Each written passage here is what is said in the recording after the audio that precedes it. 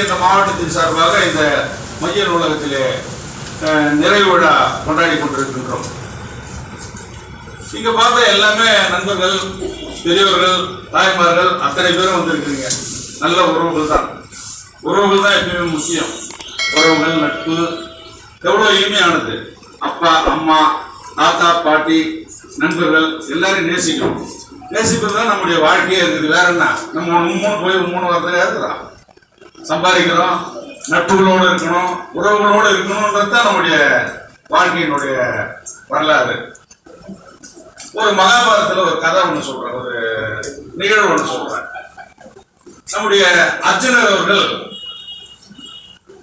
பால்குடின்ற இடத்துல வட பக்கம் அந்த ஊர்ல பெண் அவதாரமா அவதரிக்கிறார். அவர் எத்தனையோ அவதாரம் எடுத்திருக்கிறாரு.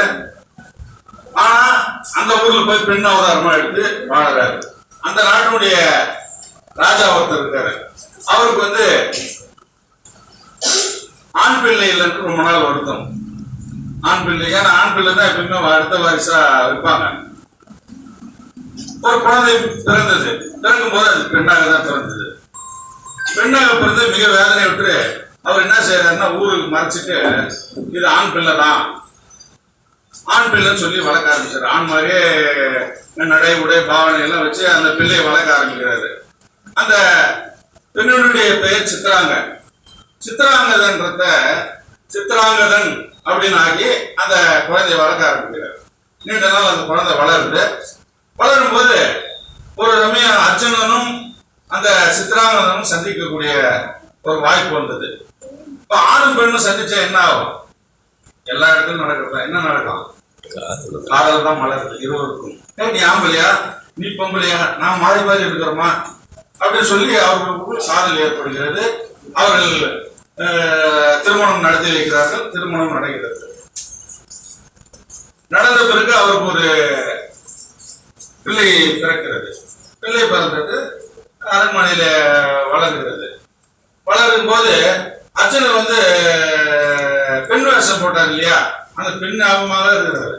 அந்த பிள்ளைய தோல் மேலேயே தூக்கி வச்சுக்கின்னு அரண்மனை பூரா சுத்தி வர்றாரு. எல்லாருக்கும் சிரிப்புறான், என்ன பிள்ளைய விட்டே இருக்க மாட்டேங்கிறாரு, இவ்வளவு இதுவா இருக்கிறாரு அப்படின்னு. ஒரு நிமிடம் கூட பிள்ளைய விட்டு இருக்கவே இல்லை.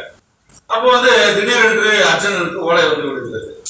நீ உடனே புறப்பட்டு வா, போர் தயாராக இருக்கிறது, நீ போக வேண்டும். அர்ஜுனனோட பர்பஸ் என்ன? போரில் வெற்றி பெற வேண்டும் என்பதுதான் அவருடைய பர்பஸ். அதனால மனைவிட்ட சொல்றாரு, இல்ல நான் போருக்கு போக போறேன்னு. மனைவி சிரிக்கிறாங்க, ஐயா நீ பிள்ளைய விட்டு எப்படிதான் இருப்ப, சும்மா சொல்ற போங்க அப்படின்னு சொல்றாரு.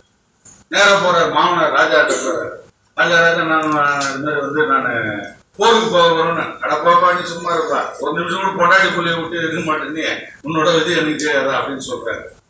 யாரும் நம்பல. நண்பரிடத்துல சொல்றாரு, மறுநாள் காலையில குதிரைகள்லாம் தயாரா இருக்குது, நண்பரை கூப்பிடுறாரு, நம்ம 2 பேரும் போனோம் அப்படின்னு சொல்லி அர்ஜுனன் கூப்பிடும் போது நண்பரை சொல்றாரு, நீ எங்கப்பா விட்டு போற, பிள்ளைய விட்டு போற, பொண்டாட்டி விட்டு போற, இந்த நாட்டினுடைய ராஜா மாமனார் இருக்கிறார், எல்லாத்தையும் விட்டுட்டா நீ போற, நீ போகவே முடியாது அப்படின்றாரு. அர்ஜுனர் பார்த்தார், போய் குதிரை கிட்ட நின்னார். ஒரு கணம் கூட திரும்பி பார்க்காமல் அந்த லாடத்தை இழுத்து பிடித்து வேகமா பறக்க ஆரம்பிக்கிறார். அப்போ குதிரை வேகமா ஓட தொடங்குது. நண்பரும் பின்னாலே போறாரு. என்ன அர்ஜுனரே, ஏன் இது மாதிரி போறீங்க, வேகமா போறீங்களே, பார்த்தா என்ன உனக்கு நேர்ந்தது? நீ தோல் மேல வைத்து வளர்த்த குழந்தைய விட்டுட்டு வர, பொண்டாட்டி பிள்ளை எல்லாம் விட்டு வர, உனக்கு என்ன பைத்தியமாடா, நீ நேரம் போறியே அப்படின்னு சொல்லும் போது அவர் சொல்றாரு, நான் இந்த உறவுகளும் இதெல்லாம் சொன்னேன்ல உங்களுக்கு, உறவுகளோட மேன்மை யாருக்கு பிரிகிறதோ அவர்கள் தான் பிரிவினுடைய மேன்மை அறிய முடியும். உண்மைதானே? ஏன்னா உறவுகள் அவ்வளவு ஸ்ட்ராங். அந்த உறவுகள் உண்மையான உறவுகளா இருந்தா தான் அந்த பிரிவையும் சந்திக்க முடியும் என்று அர்ஜுனன் சொல்லுகிறார்.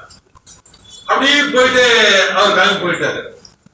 நாம என்ன நினைக்கிறப்போ, நம்முடைய பிள்ளைகள்லாம் எப்படி இருக்கிறாங்க?